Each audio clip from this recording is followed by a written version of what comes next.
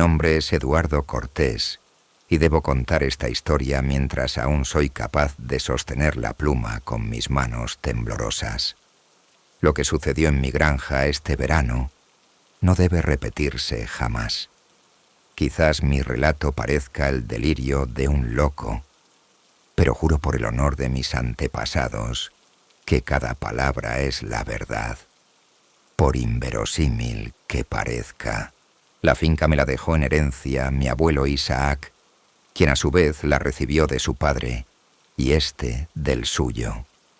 Los Cortés han trabajado estas tierras durante más de 100 años, y nuestra familia nunca conoció la riqueza. Vivíamos con modestia, cultivando maíz, trigo y verduras para vender en el pueblo cercano de Villamiller. Nuestra tierra no era la más fértil, un suelo pedregoso que requería trabajo y cuidado constantes. Mi abuelo solía decir que esta tierra se lleva más de lo que da, pero los Cortés somos un pueblo terco. No nos rendimos. Tras la muerte de mi abuelo hace 3 años, me quedé solo en la finca. Mi esposa, María, había muerto de una tisis fulminante antes de que tuviéramos hijos, y mis padres perecieron en un accidente de coche cuando yo tenía 22 años. Desde entonces, han pasado 15 años de vida solitaria entre campos y cobertizos. Me acostumbré al silencio, solo interrumpido por el mugido de las vacas y el chirrido del molino de viento. Por las tardes, me sentaba en el porche de la vieja casa, bebía un poco de anís y veía el sol ponerse tras las colinas. La vida fluía de manera mesurada y predecible, como un río que conoce su cauce. Pero esta primavera algo cambió. Al principio no presté atención a las rarezas. Estaba demasiado ocupado con los preparativos de la siembra. El invierno había sido duro, con mucha nieve, y cuando se derritió, el suelo resultó inusualmente húmedo y blando. Por lo general, me tocaba luchar durante semanas con la tierra, dura como una piedra, pero ahora el arado se deslizaba con facilidad, como si pasara a través de mantequilla. Pensé que, simplemente, había tenido suerte. La naturaleza había decidido dar un respiro a un viejo granjero.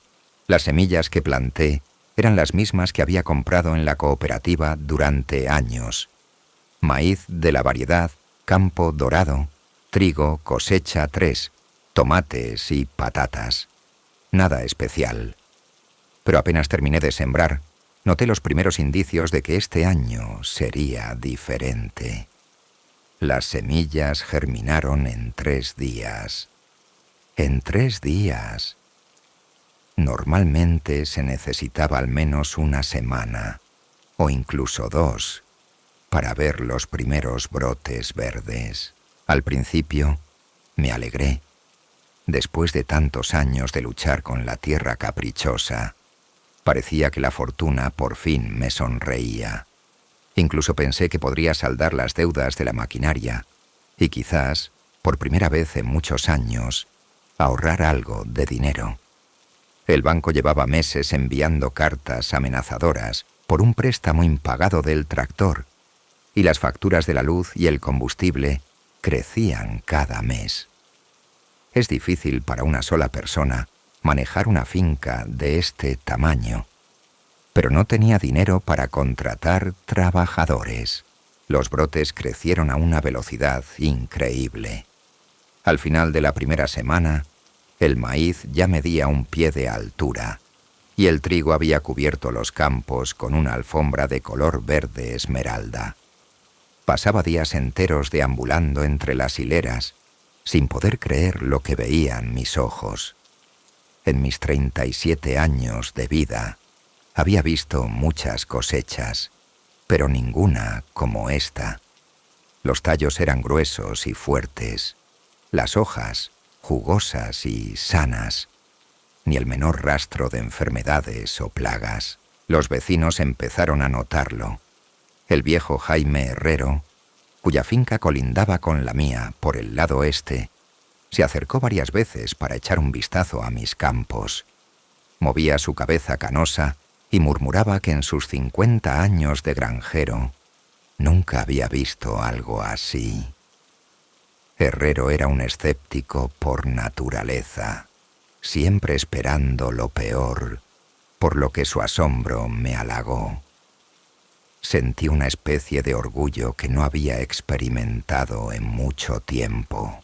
En el pueblo también se hablaba de mis campos. El gerente de la cooperativa, Roberto Salas, se acercó a la finca a mediados de junio y caminó durante un buen rato entre las hileras, agachándose de vez en cuando para examinar las plantas más de cerca. Su rostro expresaba incredulidad, mezclada con envidia. Me preguntó qué tipo de fertilizantes había usado, si había cambiado la variedad de las semillas, si había contratado a algún consultor agrícola. Le respondí con honestidad. No había cambiado nada. Había hecho todo como de costumbre. Salas movió la cabeza y se marchó, murmurando algo sobre la suerte. Pero poco a poco empecé a notar rarezas que al principio atribuí al cansancio y al agotamiento. Lo primero que me alarmó fue el silencio. Un silencio absoluto, de muerte, que envolvía los campos a ciertas horas del día. Normalmente siempre había vida en los campos. Pájaros, insectos, el susurro de las hojas con el viento. Pero ahora, por las tardes, cuando recorría mis dominios, había momentos en los que todos los sonidos desaparecían de golpe, como si la naturaleza contuviera la respiración. La primera vez sucedió a finales de junio. Caminaba por el campo de maíz, revisando el estado de las mazorcas, cuando de repente todo se calló. El canto de los pájaros se interrumpió a mitad de la nota. El viento se detuvo. Incluso mis propios pasos se volvieron ensordecedores. El silencio era tan completo que podía escuchar los latidos de mi propio corazón. No duró más de 1 minuto, pero ese minuto fue suficiente para que un sudor frío brotara en mi frente. Cuando los sonidos regresaron, me apresuré a volver a casa, tratando de no mirar atrás. La segunda rareza fueron los sueños. Siempre dormí profundamente, especialmente después de un día duro en el campo, pero ahora mi sueño se volvió inquieto. Soñaba con campos, pero no como los que conocía. En mis sueños se extendían hasta el horizonte, las plantas crecían más altas que una persona, y entre las hileras caminaban sombras. No podía ver sus caras, pero sentía que me estaban vigilando. Me despertaba con la sensación de que alguien me había estado observando toda la noche. A mediados de verano, la cosecha superó todas mis expectativas más optimistas. Las mazorcas de maíz eran del tamaño de un bate de béisbol.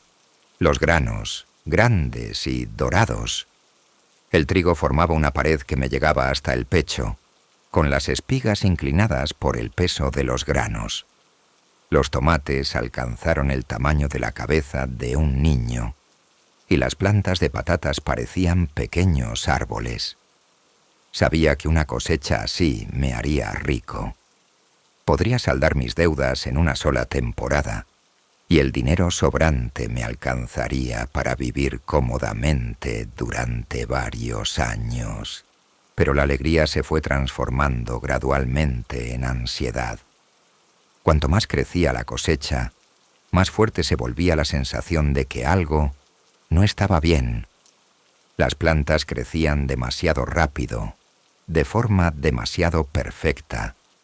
En la naturaleza no existe la perfección sin un defecto, y aquí no podía encontrar ni una sola planta enferma, ni una sola hoja marchita. Incluso las malas hierbas, que normalmente me molestaban hasta el otoño, habían desaparecido por completo, como si la tierra misma las hubiera rechazado. Por las noches, empecé a notar un resplandor sobre los campos. Al principio, pensé que era un juego de la luz de la luna, pero pronto me di cuenta de que la luz provenía de abajo, de las propias plantas. Un brillo débil, apenas perceptible, que solo se podía ver en la oscuridad total. Intenté encontrar su origen, pero tan pronto como me acercaba, el resplandor desaparecía. Varias veces pasé noches enteras junto a la ventana, observando este fenómeno, pero nunca logré entender su naturaleza. Otra rareza fue el comportamiento de los animales. Mis vacas y caballos se negaban a acercarse a los campos. Normalmente en los días calurosos buscaban sombra bajo los tallos de maíz, pero ahora se acurrucaban en la esquina más lejana del pasto, mugiendo y resoplando con inquietud. Incluso el viejo perro Rex, que solía correr conmigo por toda la finca, ahora gimoteaba y metía el rabo entre las patas en cuanto me dirigía hacia los cultivos. Lo más inquietante comenzó en agosto, cuando faltaba muy poco para la cosecha. Noté que me sentía raro después de trabajar en los campos. No era solo cansancio, era algo diferente. Mareos, náuseas, una sensación de que mis pensamientos se volvían lentos y confusos. Al principio, lo achacaba al calor y al exceso de trabajo, pero los síntomas se intensificaban cada día. Lo peor de todo fue que empecé a olvidar cosas, tareas sencillas y cotidianas. ¿Dónde había dejado las herramientas? Si había alimentado a los animales, si la puerta principal estaba cerrada. Una mañana me desperté y me encontré de pie en medio del maizal, en pijama. El rocío había empapado mis pantuflas y mis manos estaban manchadas de tierra. No recordaba cómo había llegado allí. El último recuerdo era el de irme a dormir la noche anterior.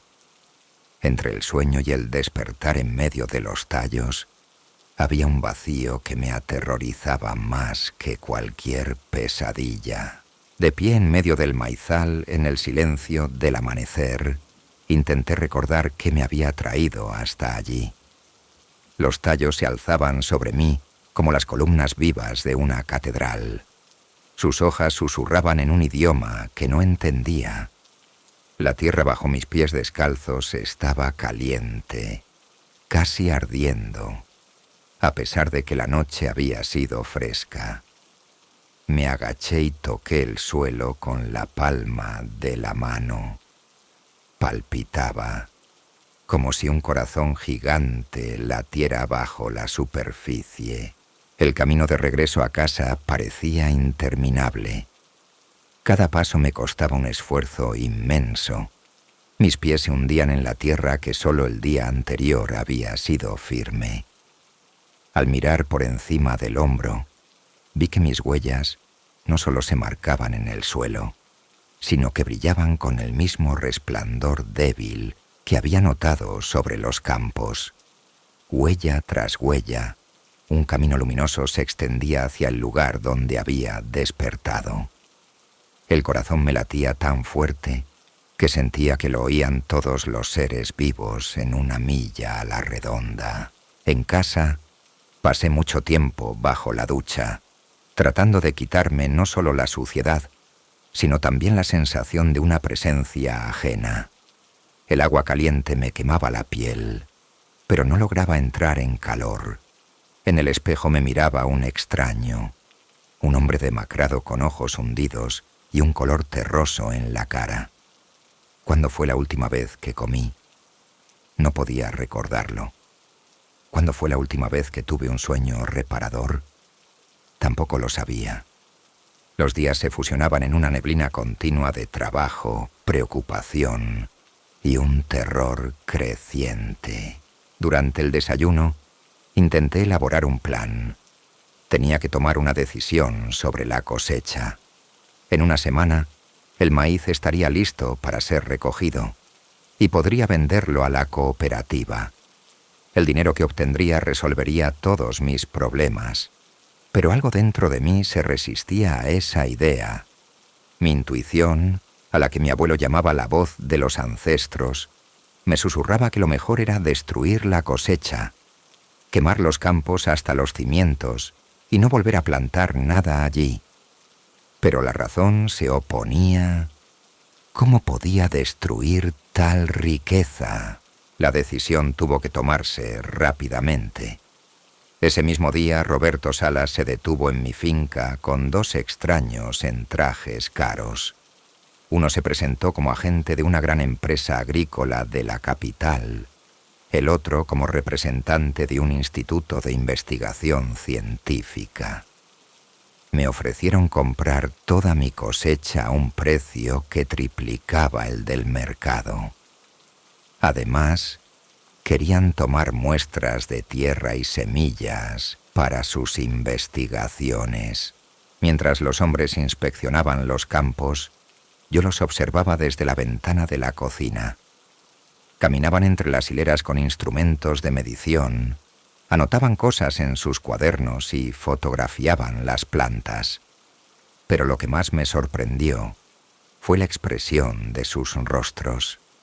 No era solo el interés de los científicos o la codicia de los empresarios. En sus ojos se podía leer miedo, mezclado con avaricia, y algo más que no lograba identificar. Hablaban en voz baja, mirando de vez en cuando hacia la casa. Cuando regresaron, su oferta se hizo aún más tentadora. 1,5 millones de euros por la cosecha, más un contrato exclusivo para el suministro de productos de mis campos durante los próximos 5 años. La suma era fantástica para una finca tan pequeña. Podría comprar maquinaria nueva, expandir el negocio, contratar trabajadores.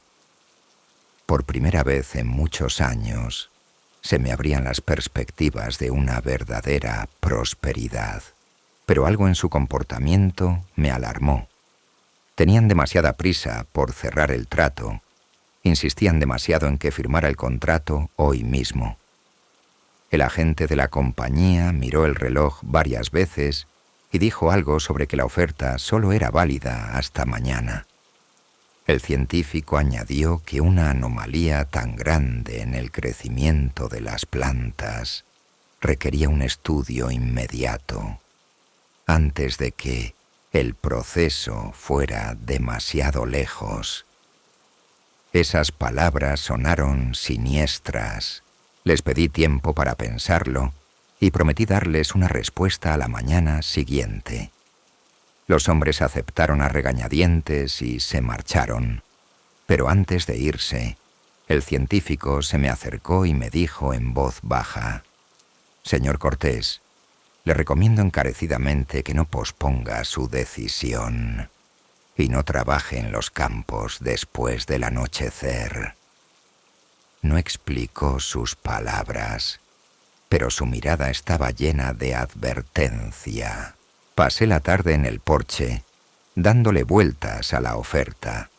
1,5 millones de euros, una suma que podría cambiar mi vida. Pero cuanto más pensaba en los visitantes, más crecía mi inquietud. ¿Por qué una gran empresa agrícola necesitaría la cosecha de una finca pequeña? ¿Y por qué estaban dispuestos a pagar 3 veces el precio del mercado? ¿Qué sabían ellos de mis campos que yo ignoraba? Con la llegada de la oscuridad, el resplandor sobre los campos se hizo más brillante que nunca.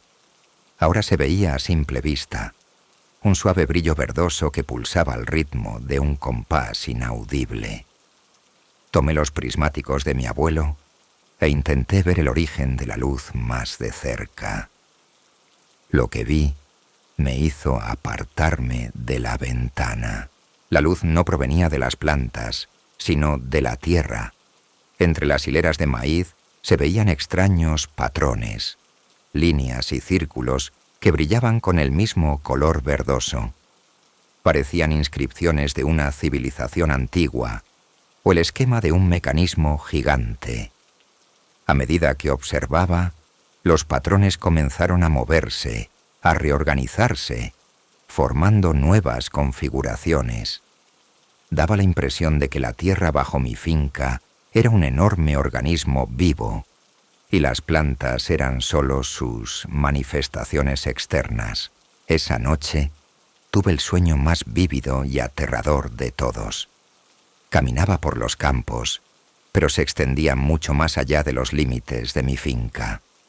Los tallos de maíz crecían más altos que los árboles. Sus hojas susurraban con las voces de los muertos. Oía la voz de mi abuelo Isaac, que me advertía de algo, pero sus palabras se perdían en el susurro del follaje. Luego aparecieron otras voces, las de mis padres, mi esposa María, personas que había conocido pero que ya no estaban entre los vivos. Todos decían lo mismo: la tierra recuerda, la tierra se cobra lo que le pertenece. Intenté correr, pero mis pies se hundían en un suelo cada vez más viscoso y pegajoso. Poco a poco me di cuenta de que me estaba ahogando en la tierra, como en un pantano. Los tallos se inclinaban sobre mí, sus hojas tocaban mi cara y sentía cómo me succionaban la vida. En el último momento, antes de despertar, vi mi reflejo en un charco de lodo. No era yo, sino un cadáver marchito con las cuencas de los ojos vacías. Me desperté con un grito, cubierto de sudor. El amanecer apenas asomaba, pero ya no pude volver a dormir. La cabeza me estallaba de dolor y tenía un sabor a tierra en la boca. Tambaleándome, llegué al baño y vi una imagen horrible en el espejo. Mis labios, dientes y lengua estaban cubiertos de lodo, como si hubiera estado comiendo tierra en sueños. Tenía tallos de hierba seca en el pelo y tierra oscura bajo las uñas. El miedo me paralizó. ¿Qué me estaba pasando? ¿Estaba perdiendo la cabeza o realmente algo antinatural estaba ocurriendo en mi finca? Intenté recordar todo lo que sabía sobre la historia de estas tierras. Mi abuelo nunca había hablado de sucesos extraños, pero ahora recordaba las extrañas reservas que tenía cuando se trataba del campo más alejado. Lo llamaba la tierra inquieta y prefería no plantar nada importante allí. Después del desayuno, decidí visitar a la señora Abernathy, la residente más anciana del distrito. Tenía más de 90 años, pero su memoria estaba clara. Si alguien recordaba las viejas historias de estos lugares, era ella. La casa de la señora Abernathy estaba a 3 millas de mi finca, en un pintoresco valle junto al río. La anciana me recibió en el porche e inmediatamente noté que su expresión habitualmente amable había sido reemplazada por una de cautela. Me miró a la cara durante un buen rato. Luego movió la cabeza y me invitó a pasar. Mientras tomábamos el té, me preguntó cómo me sentía y cómo iban las cosas en la finca.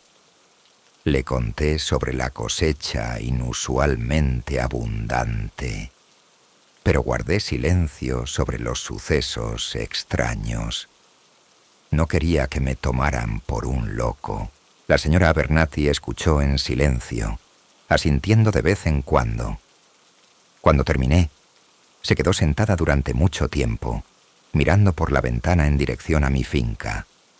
Finalmente, habló, y su voz sonaba triste.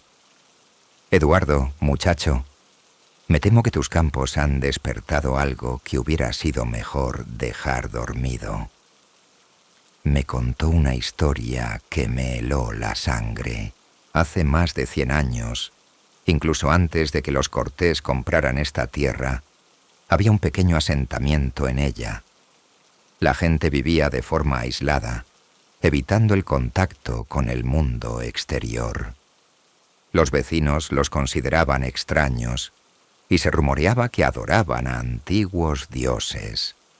Sus cosechas siempre eran abundantes. Incluso en años de sequía sus graneros estaban llenos. Pero un otoño, algo salió mal.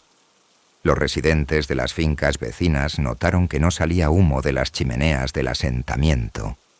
No se oían ladridos de perros ni el mugido del ganado. Cuando se atrevieron a visitarlo, descubrieron una escena espantosa. Todos los habitantes habían desaparecido sin dejar rastro. Las casas estaban intactas. La comida en las mesas no se había enfriado, pero no había gente. Lo único que delataba la tragedia eran los campos. Toda la vegetación de los campos se había secado de la noche a la mañana. Los tallos de maíz estaban negros, como si se hubieran quemado, aunque no había rastros de fuego. La tierra se había agrietado con profundas fisuras, de las que emanaba un olor extraño, a la vez dulzón y nauseabundo. Las autoridades llevaron a cabo una investigación, pero no encontraron nada. Se decidió abandonar el asentamiento y vender las tierras. Tu bisabuelo compró estas tierras por una miseria, continuó la señora Abernathy. No le contaron la historia de este lugar, pero la tierra recuerda, Eduardo. Siempre recuerda. La anciana se levantó y se acercó a un antiguo escritorio. Del cajón sacó un sobre amarillento por el tiempo y me lo tendió. Es una carta de tu abuelo. Me la trajo hace unos años, antes de morir. Me pidió que te la diera si algo así volvía a suceder. Con manos temblorosas, abrí el sobre. La letra de mi abuelo me resultaba familiar desde la infancia, pero ahora las letras parecían torpes, como si las hubiera escrito alguien muy alterado. La carta era corta. Eduardo, si estás leyendo esta carta, significa que la tierra se ha despertado de nuevo. No te dejes seducir por la rica cosecha. Tendrás que pagar un precio demasiado alto. Recuerda, la tierra solo da lo que se ha llevado antes. Destruye la cosecha antes del 1 de octubre, o te convertirás en parte de la tierra para siempre. Tu abuelo, Isaac. La carta se me cayó de las manos. El 1 de octubre era dentro de 2 semanas. Hasta ese momento, había considerado los sucesos extraños como resultado del cansancio y la soledad. Pero ahora me daba cuenta de que me enfrentaba a algo mucho más serio y peligroso. Mi abuelo conocía el secreto de estas tierras y lo había guardado hasta su muerte. Dándole las gracias a la señora Abernathy, me apresuré a volver a casa. La oferta de la empresa agrícola ya no me parecía tentadora. Ahora entendía que esas personas sabían mucho más sobre la naturaleza anómala de mi cosecha de lo que decían. Quizás ya se habían enfrentado a casos similares y sabían cómo usar los frutos de la tierra maldita para sus propios fines. Esa misma tarde regresaron para recibir una respuesta. Les dije que no iba a vender la cosecha. El agente de la compañía intentó convencerme, subiendo el precio a 2 millones, pero fui inflexible.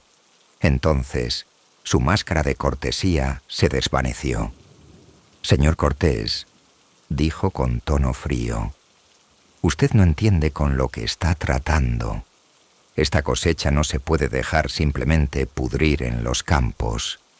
Hay fuerzas que exigen sacrificios, y si usted no les da lo que quieren, lo tomarán por sí mismas. El científico añadió, el proceso es ya irreversible. La tierra se ha despertado y ahora reclamará lo que le pertenece cada año. La cosecha no es un regalo, sino un señuelo. Cuanto más tiempo permanezca en esta finca, más lo absorberá. Se marcharon, prometiendo volver, pero yo sabía que no los vería más. Habían obtenido lo que buscaban, la confirmación de que la anomalía había reaparecido. Esa noche tomé la decisión final. A pesar de las pérdidas económicas, a pesar de las deudas que seguirían pesando sobre mí, tenía que destruir la cosecha. Mi abuelo me lo había advertido, y ahora entendía la sabiduría de sus palabras. Pero primero, quería comprender qué era exactamente lo que le pasaba a la tierra y por qué exigía tales sacrificios. Pasé los siguientes días buscando información frenéticamente. En el trastero de mi abuelo encontré viejos documentos relacionados con la compra de la tierra, recortes de periódicos y los diarios que había llevado durante años. La mayoría de las notas se referían a asuntos agrícolas cotidianos: cosechas, clima, precios del grano. Pero entre ellas había extrañas anotaciones, escritas con letra temblorosa. El campo del noreste está inquieto. El ganado evita el viejo granero. He oído voces que vienen de debajo de la tierra. Una anotación en particular de hacía 20 años me interesó especialmente. Encontré unas piedras extrañas bajo las raíces del viejo roble, dispuestas en círculo, cubiertas de inscripciones. Las volví a cubrir con tierra. Que duerman. Conocía ese roble, un árbol imponente que crecía en el borde del campo más alejado, donde la tierra había sido especialmente fértil este año. Si mi abuelo de verdad había encontrado algo importante allí, debía ir a comprobarlo. Entre los papeles también descubrí un viejo mapa de la finca, dibujado por la mano de mi bisabuelo. En él no solo estaban marcados los límites de los campos, sino también algunos símbolos. Algunos lugares estaban marcados con cruces, otros con círculos con puntos dentro. Debajo del mapa, la mano de mi bisabuelo había escrito una advertencia. Los campos del norte son tierra hambrienta. Aliméntalos poco a poco. No seas codicioso. Si se despierta, huye. Estos descubrimientos solo reforzaron mi determinación de llegar al fondo de todo. Me di cuenta de que me quedaba poco tiempo. Faltaban menos de 2 semanas para el 1 de octubre, y mis fuerzas me abandonaban con cada día que pasaba. Los paseos nocturnos se habían vuelto algo habitual. Cada mañana me despertaba en un lugar diferente de la finca, a veces en el granero, a veces en el campo, a veces cerca del viejo pozo. Mis manos y pies siempre estaban sucios y sentía el sabor de la tierra en la boca. Lo peor era que estaba empezando a perder el tiempo. Horas enteras desaparecían de mi memoria.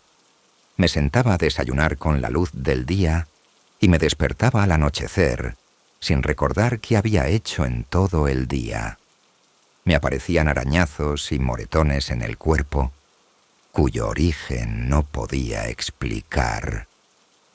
El espejo me devolvía la cara de un hombre que envejecía a marchas forzadas. Las arrugas se profundizaban, el pelo se volvía canoso, los ojos se apagaban. Un día tomé una medida desesperada. Instalé una cámara de vídeo en la casa que había comprado hacía años para vigilar el ganado. Si de verdad andaba sonámbulo, la grabación mostraría a dónde iba y qué hacía. Escondí la cámara para que grabara la sala de estar y la puerta principal. Antes de acostarme, tomé un somnífero, con la esperanza de dormir toda la noche sin incidentes. Pero el plan no funcionó. Por la mañana me desperté de nuevo en el campo y la cámara había desaparecido. Después de buscar por toda la finca, la encontré enterrada bajo el viejo roble. La carcasa estaba rota, pero la tarjeta de memoria estaba intacta. Con manos temblorosas, la inserté en el ordenador y le di a reproducir. Lo que vi me conmovió hasta lo más profundo. La grabación mostraba cómo me levantaba del sofá alrededor de la medianoche, pero no me movía como un sonámbulo. Mis movimientos eran claros y decididos. Tomé la cámara y me dirigí hacia la puerta.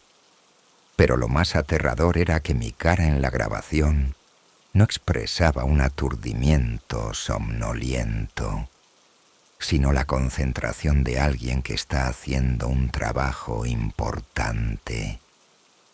En mis ojos se podía leer una determinación consciente que no encajaba en absoluto con el hecho de que no recordaba nada. La grabación se cortaba cuando salía de la casa, pero eso fue suficiente para entender que lo que me estaba pasando era mucho más aterrador que el simple sonambulismo. Alguna fuerza estaba controlando mis acciones, usando mi cuerpo para sus propios fines. Y esa fuerza se hacía más poderosa con cada noche. Decidí no esperar hasta el 1 de octubre y destruir la cosecha de inmediato. En el granero había suficiente gasolina para prender fuego a todos los campos. El fuego no solo destruiría las plantas, sino que también purificaría la tierra del mal que se había instalado en ella. O eso esperaba. Pero cuando me dirigí al granero a por las garrafas, mis piernas se negaron a obedecerme. Podía ir a cualquier sitio, excepto a donde estaba la gasolina. Cada paso hacia el granero me costaba un esfuerzo inmenso, como si estuviera abriéndome camino a través de un jarabe espeso. Y cuando por fin llegué a la puerta, mi mano no pudo girar el picaporte. Los músculos se acalambraban, los dedos no obedecían a mi voluntad. La tierra no quería que destruyera la cosecha. Me retenía como una araña a una mosca en su tela. Comprendí que el tiempo de las soluciones sencillas había pasado. Necesitaba encontrar el origen de la maldición y neutralizarlo. Y debía empezar por el lugar que mi abuelo me había dicho que no tocara. Las piedras bajo el viejo roble, armado con una pala y una linterna. Esperé a la puesta de sol y me dirigí al árbol. El roble era milenario. Su tronco habría requerido los brazos de 4 adultos para rodearlo. Las raíces sobresalían de la tierra en patrones caprichosos, parecidas a serpientes petrificadas. A la luz de la linterna, el árbol parecía una criatura viva que me observaba. Cavar en la oscuridad era difícil, pero tenía miedo de hacerlo de día. El riesgo de que me vieran los vecinos o esa gente de la empresa agrícola era demasiado grande. Cada golpe de pala me provocaba un dolor en la cabeza, como si estuviera hiriendo algo vivo. La tierra se resistía, volviéndose a veces blanda como un pantano, a veces dura como una piedra. Varias veces me pareció oír gemidos provenientes de debajo de las raíces, pero podría haber sido cosa de mi imaginación. A una profundidad de 1 metro, la pala golpeó algo duro. Con cuidado, despejé la tierra con las manos y vi el borde de una piedra gris. Poco a poco, se reveló una escena que me heló la sangre. Debajo de las raíces del roble había 13 piedras, dispuestas en un círculo perfecto. Cada piedra era del tamaño de una cabeza humana y estaba cubierta de extraños símbolos que brillaban con una luz verdosa y débil. Los símbolos se movían, lenta, casi imperceptiblemente, pero definitivamente se desplazaban por la superficie de las piedras, formando nuevas combinaciones. No eran simples dibujos, sino algo vivo que pulsaba con su propia vida. En el centro del círculo, la tierra estaba quemada, como si un fuego intenso hubiera ardido allí en algún momento. De ese lugar emanaba el mismo olor dulzón a descomposición que a veces percibía en los campos. Cuando me incliné para examinar los símbolos más de cerca, una de las piedras de repente se iluminó con un resplandor brillante. Una voz resonó en mi cabeza, no audible para los oídos, sino directamente en mi conciencia. La voz era antigua, llena de poder y hambre. Por fin has llegado, descendiente de los Cortés. Te hemos esperado mucho tiempo. Intenté retroceder, pero mis piernas no me obedecían. La luz de las piedras se hizo más brillante y la voz más clara. Tu bisabuelo nos despertó por casualidad cuando construyó la casa. Pero era débil, su alma no servía de alimento. Tu abuelo era más fuerte, pero también logró resistirse. Pero tú eres perfecto. Imágenes empezaron a parpadear en mi cabeza. Visiones de lo que había sucedido allí hace más de un siglo. Vi a personas con ropa antigua, reunidas alrededor de ese mismo círculo de piedras. Ofrecían sacrificios, primero de animales, luego de personas. La sangre se filtraba en la tierra, alimentando algo antiguo y hambriento que dormitaba en sus entrañas. A cambio, la tierra les daba cosechas abundantes, pero el precio se hacía cada vez más alto. Los colonos creían que controlaban las fuerzas con las que jugaban, pero se equivocaban. Las entidades que habían despertado con sus sacrificios exigían cada vez más alimento. Cuando la gente para los sacrificios no fue suficiente, las fuerzas hambrientas los tomaron a todos de una vez. El asentamiento desapareció en una sola noche y sus habitantes se convirtieron en parte de la tierra para siempre. Pero no morimos, continuó la voz. Simplemente esperamos a que llegara alguien que pudiera volver a alimentarnos. Tu familia trabajó nuestra tierra durante décadas y nos alimentamos de migajas, pequeñas porciones de la fuerza vital que cedíais al trabajar. Pero no era suficiente. Necesitamos más. Comprendí la terrible verdad. La cosecha no era un regalo, sino un señuelo. Cuanto más tiempo pasaba en los campos, regocijándome por la increíble cosecha, más fuerza vital le daba a la tierra. Y los paseos nocturnos no eran sonambulismo, sino rituales que yo realizaba bajo la influencia de las fuerzas antiguas. Cada noche me convertía un poco más en parte de ellas. Pronto el proceso terminará. La voz sonó casi cariñosa. Te convertirás en uno de nosotros y podremos extendernos más allá. A través de ti, llegaremos a otras fincas, a otras personas. La cosecha de este año es solo el principio.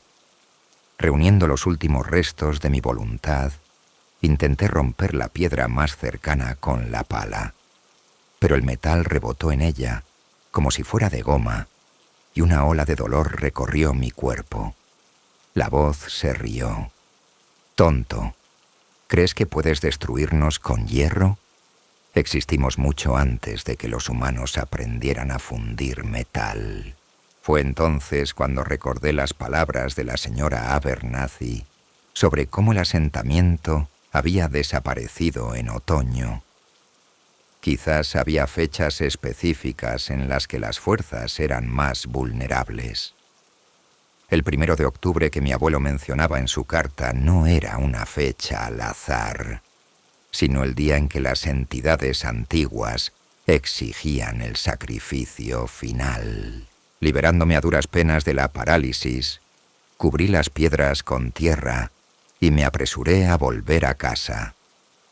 Me quedaban unos días para encontrar una manera de romper el vínculo con esas fuerzas.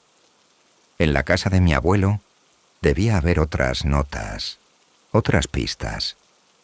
3 generaciones de los Cortés habían vivido en esta tierra, y uno de ellos seguramente había sabido cómo luchar contra el mal antiguo. En los días siguientes, revolví toda la casa. En el viejo escritorio que había en el estudio de mi abuelo, encontré un compartimento secreto con documentos. Entre ellos había notas no solo de mi abuelo Isaac, sino también de su padre, e incluso de mi bisabuelo, el primer cortés que compró esta tierra. Sus relatos pintaban un cuadro de una lucha prolongada con fuerzas que se despertaban cada pocas décadas. Mi bisabuelo Jedediah escribía sobre voces de la tierra y cosechas antinaturales que aparecían de vez en cuando.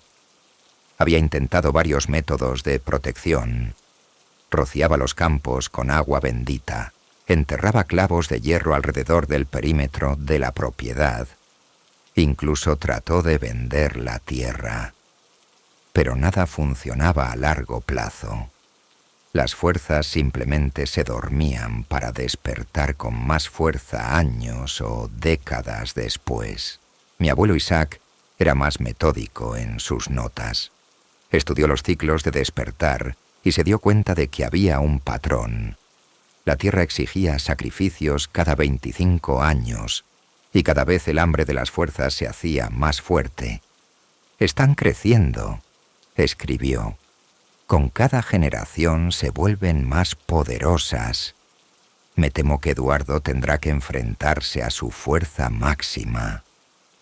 Entre los papeles encontré una mención a un hombre llamado Jeremías Blanco, el último superviviente del asentamiento desaparecido.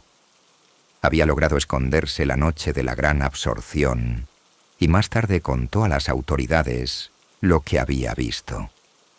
Pero lo consideraron un loco y las notas de su testimonio se perdieron en los archivos.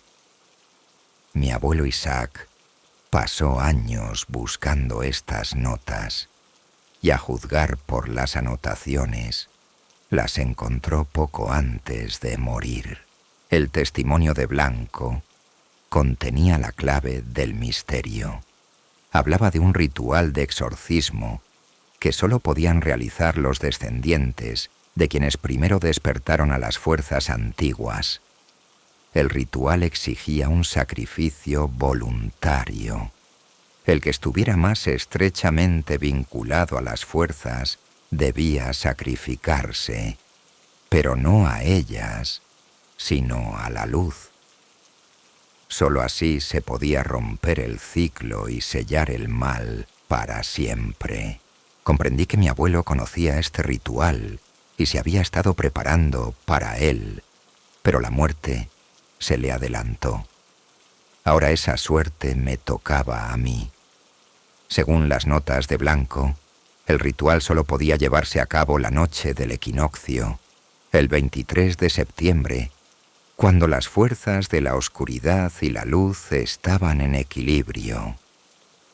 Faltaban solo 3 días para esa fecha, pero antes de tomar una decisión final, tenía que asegurarme de que no había otra salida. Quizás había una manera de vencer a las fuerzas antiguas sin sacrificarme. Continué estudiando las notas, con la esperanza de encontrar una alternativa. El tiempo pasaba y mi estado empeoraba. Los paseos nocturnos comenzaron a ocurrir también durante el día.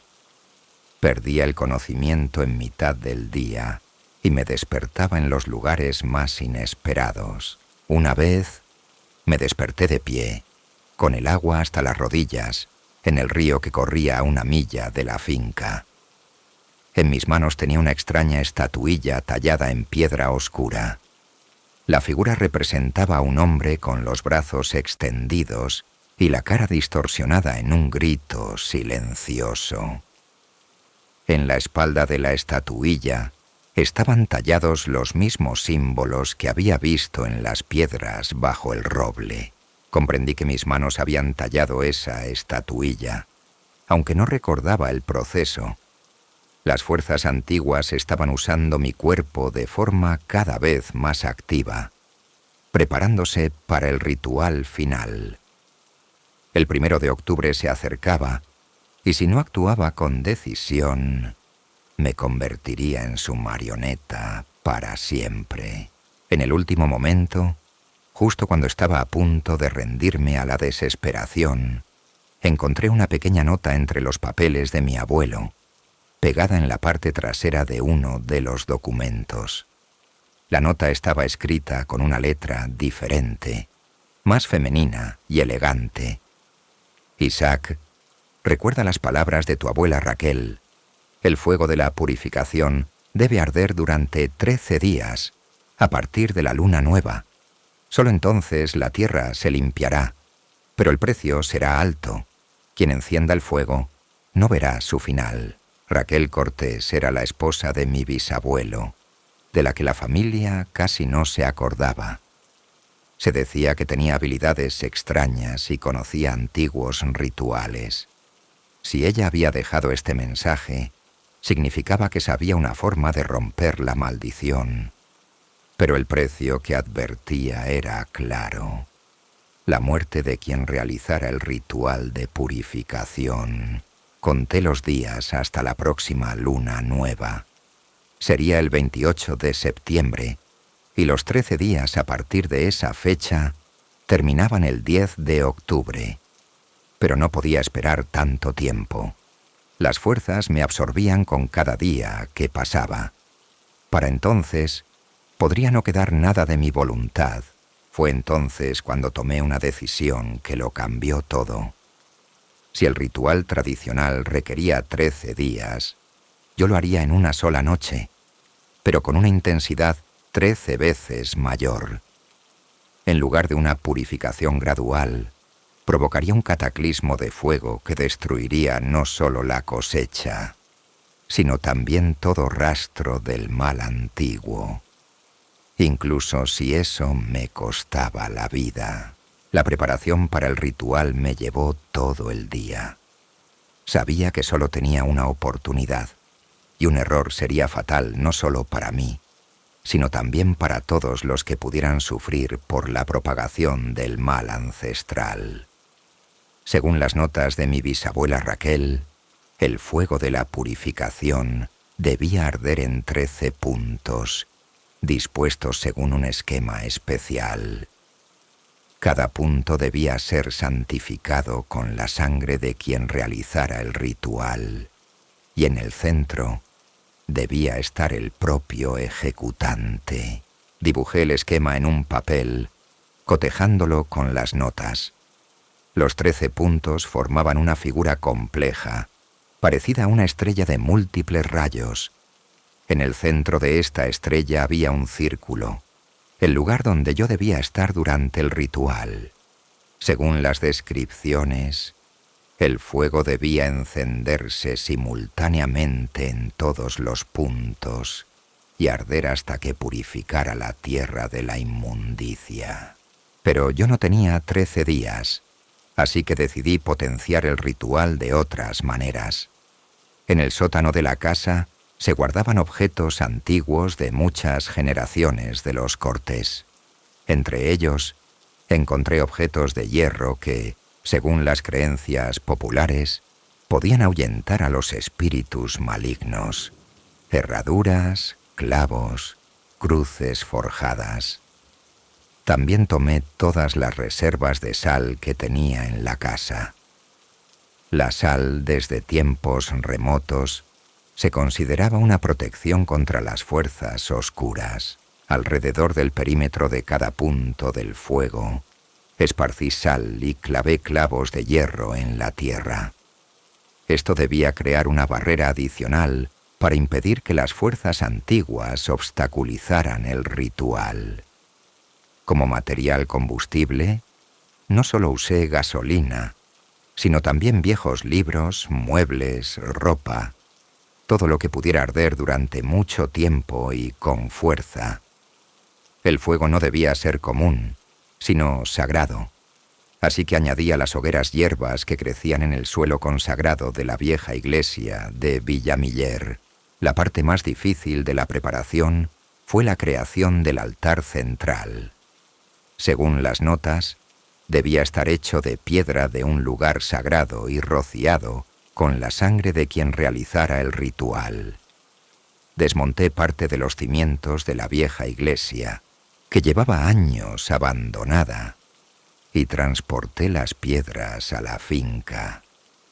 Con ellas, construí un pequeño altar en el centro de la estrella, donde planeaba estar durante el ritual. Todo el día sentí la resistencia de las fuerzas ancestrales.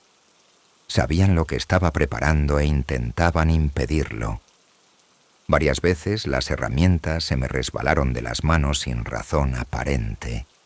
Los materiales para las hogueras se mojaron de repente, aunque no llovía, y los clavos de hierro se doblaban al intentar clavarlos en la tierra. Pero seguí trabajando con tenacidad, entendiendo que cada hora de demora me hacía más débil. Al atardecer, la preparación estaba completa. Las 13 hogueras estaban listas para ser encendidas, conectadas entre sí por zanjas por las que debía fluir el combustible.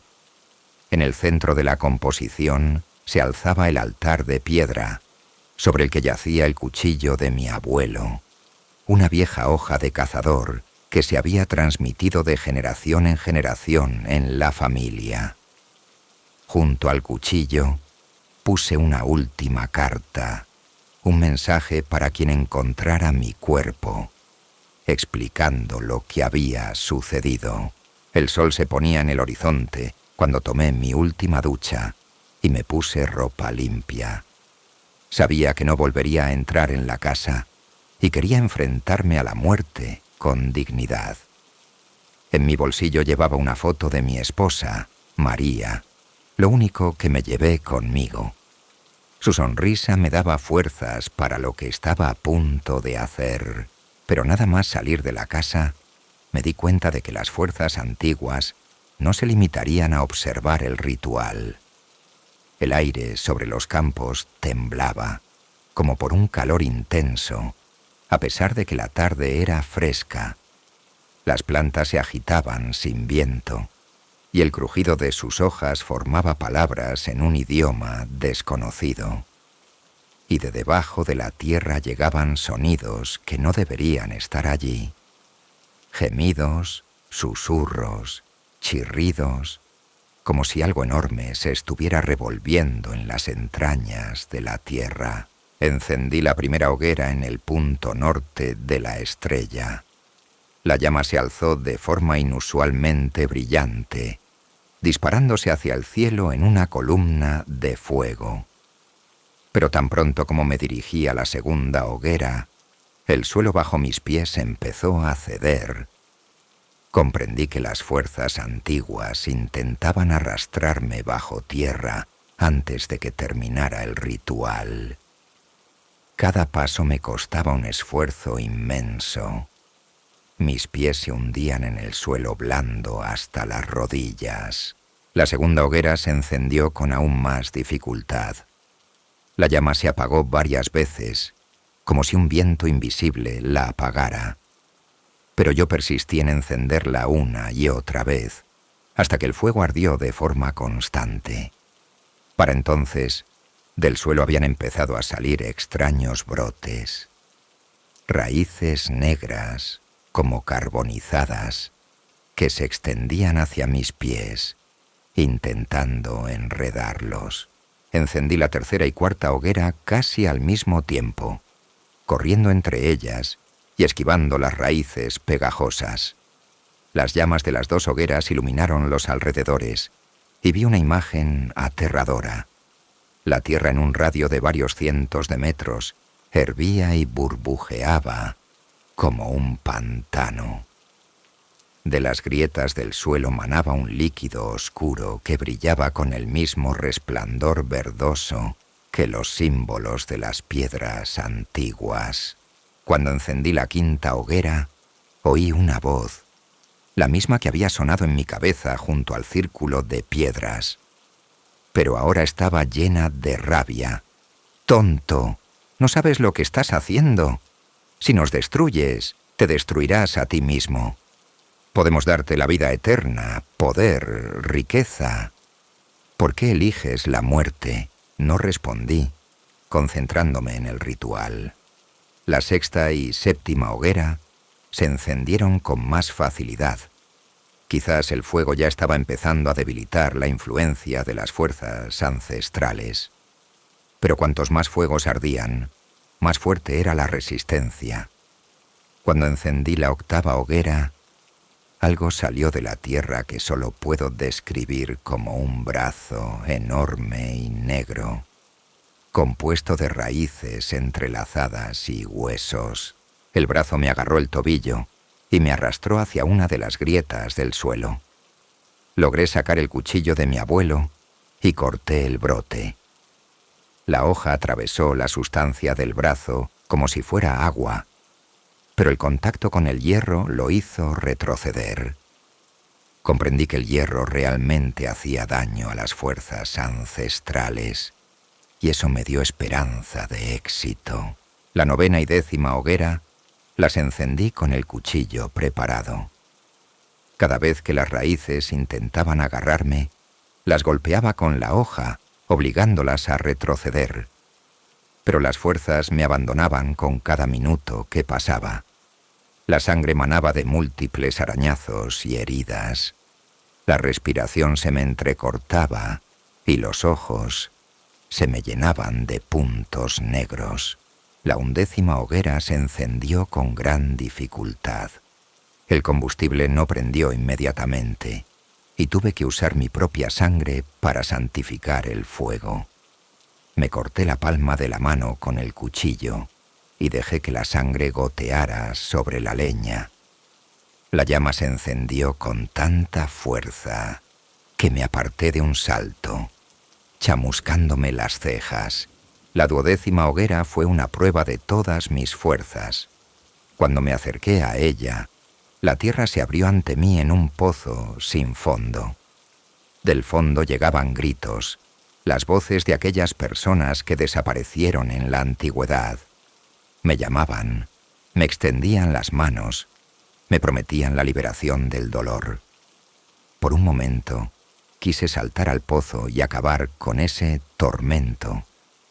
Pero el pensamiento de María, de mi abuelo, de todos los que podrían sufrir si no terminaba el ritual, me dio la fuerza necesaria para seguir. Corrí y salté por encima del pozo. El aterrizaje fue brusco, pero logré llegar a la última hoguera. Cuando la llama del 12º fuego se alzó hacia el cielo, toda la tierra alrededor se sacudió como por un terremoto. Las grietas se extendieron en todas direcciones, y de ellas salieron columnas de luz verdosa y humo nauseabundo. Ahora solo me quedaba llegar al altar central y encender el 13º y principal fuego. Pero el camino al centro de la estrella se convirtió en una carrera de obstáculos. La tierra hervía y burbujeaba. Raíces del tamaño de árboles se retorcían en el aire, intentando agarrarme. Y de las grietas salían criaturas que no deberían existir en nuestro mundo. Una de ellas, algo parecido a un gusano enorme con cara de persona, me bloqueó el camino. La cara me resultaba familiar. Era uno de los colonos desaparecidos, cuyo retrato había visto en los documentos antiguos. La boca de la criatura se abrió, revelando hileras de dientes afilados. Eduardo Cortés, no pasarás. Nos hemos alimentado de tu vida durante meses, y ahora nos perteneces. Únete a nosotros voluntariamente, y la muerte será indolora. Golpeé a la criatura con el cuchillo. La hoja la atravesó y se disolvió con un grito de rabia. Pero en su lugar aparecieron otras, decenas de rostros distorsionados de personas que alguna vez vivieron en esta tierra, todos me tendían las manos, suplicándome que me quedara, que me uniera a ellos en la pesadilla eterna. Venciendo la resistencia de los muertos, llegué al altar. La losa de piedra estaba manchada con mi sangre, que manaba de mis múltiples heridas. La leña para la última hoguera estaba lista, empapada no solo de gasolina, sino también de lágrimas de desesperación. Sabía que, una vez que encendiera este fuego, no habría vuelta atrás. Antes del último acto, saqué la foto de María y la apreté contra mis labios.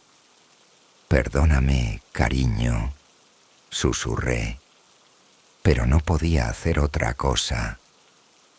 Luego puse la foto en el altar junto a la leña y tomé el cuchillo en mis manos. Según la descripción del ritual, el último fuego no debía encenderse con una cerilla o un mechero, sino con una chispa extraída del metal al chocar con la piedra, humedecida con la sangre de quien realizaba el ritual.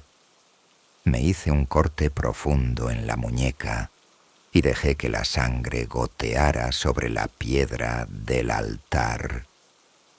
El líquido oscuro se extendió por la superficie, formando los mismos símbolos que había visto en las antiguas piedras bajo el roble. Cuando golpeé la piedra con el cuchillo, la chispa no solo saltó, sino que explotó en un destello de luz cegadora. El fuego envolvió instantáneamente el altar y se extendió a las otras 12 hogueras a la vez. 13 columnas de llamas se elevaron hacia el cielo, uniéndose en una cúpula de fuego sobre mi cabeza. El efecto fue instantáneo y aterrador. La tierra se estremeció con tanta fuerza que caí de rodillas. De todas las grietas brotaron columnas de luz, no verdosas como antes, sino puras, blancas, que cegaban los ojos. Los gritos de las entidades ancestrales se fusionaron en un solo lamento prolongado de rabia y dolor. Ardían en el fuego sagrado, y su agonía resonaba en cada célula de mi cuerpo. Pero yo también ardía con ellos. El ritual requería un sacrificio voluntario, y yo estaba pagando el precio completo. Las llamas no causaban dolor físico, quemaban algo mucho más profundo. Mi conexión con esta tierra, mi fuerza vital, mi alma misma. Sentí cómo desaparecía, cómo me disolvía en el fuego de la purificación. En los últimos momentos de conciencia, los vi, a todos los que habían sido absorbidos por el mal antiguo a lo largo de los siglos. Los colonos que desaparecieron hace 100 años, otros granjeros que habían sido víctimas de la tierra maldita, incluso los animales que murieron aquí. Todos estaban de pie en el anillo de fuego, y sus rostros expresaban gratitud y alivio. El fuego no solo liberaba la tierra, sino también sus almas. Entre ellos, vi a mi abuelo Isaac. Se acercó a mí, y su mano fantasmal me tocó el hombro. «Bien hecho, muchacho», dijo con la voz que recordaba desde la infancia. «Ahora no podrán volver. La tierra está purificada para siempre». Luego sonrió y se disolvió en las llamas junto con los demás. El fuego ardió toda la noche. Al amanecer, de mi finca solo quedaban círculos calcinados donde habían estado las hogueras y un montón de cenizas donde había estado el altar. Los bomberos, que acudieron a la llamada de los vecinos, no encontraron mi cuerpo. Pensaron que me había quemado por completo y me dieron por muerto en el incendio. Pero no morí del todo. Una parte de mí se quedó ligada a esta tierra, no como un prisionero, sino como un guardián. Ahora me aseguro de que el mal antiguo nunca vuelva a despertar. Mi finca fue vendida por las autoridades del pueblo. Pero ningún comprador se queda mucho tiempo. La tierra ya no es fértil, ha sido quemada por el fuego sagrado y permanecerá estéril para siempre. A veces, por las noches, camino por mis antiguos campos, donde ahora solo crece hierba dura y ajenjo. Miro las estrellas y pienso en el precio que tuve que pagar para salvar al mundo de un horror ancestral. ¿Me arrepiento del sacrificio? No. Algunas cosas son más importantes que la vida de una persona. Pero si alguna vez te encuentras en estos lugares y ves una tierra que produce una cosecha demasiado abundante, sin una razón aparente, recuerda mi historia. Huye sin mirar atrás, porque la tierra recuerda, y lo que una vez despertó, puede despertar de nuevo.